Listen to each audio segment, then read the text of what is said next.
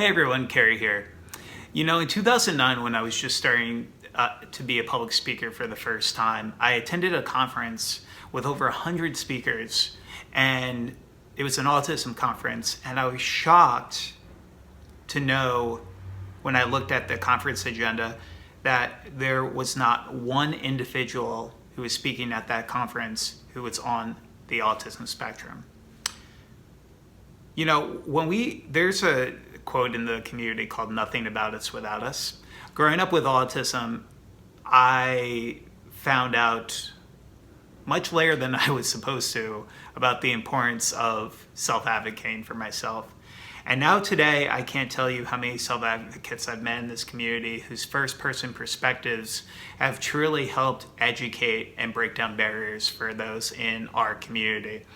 And as we continue to go on in the next decade, in the 2020s, I hope that, we've certainly come a decent amount of way, in my opinion, in terms of making sure there's representation from self-advocates at more of our conferences and special events in our local areas.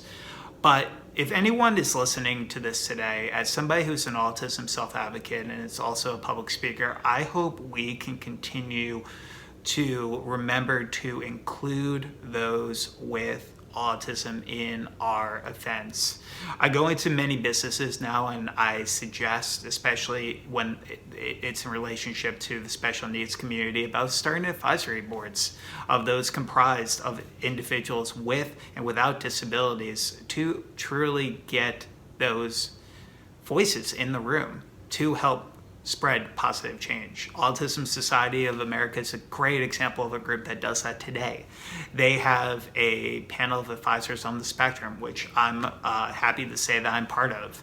And I hope as we continue as a society that we can make sure that there is inclusion, because if we truly want to embrace the word inclusion, then it means that we need to actually include people with autism in those conversations. I am now on my 10th year as a public speaker, and actually will soon be 11th. And I truly hope that we can continue to see more and more speakers who are on the autism spectrum sharing their stories. I know so many great, amazing self-advocates, from the Dr. Stephen Shores of the world to the Dr. Temple Grandins of the world from the HBO hit based on her life. That would be wonderful speakers. I've seen them speak before in my local communities, but also have had the opportunity to share the same stage with them as well. So if you are hosting an event in the future, remember, nothing about us without us.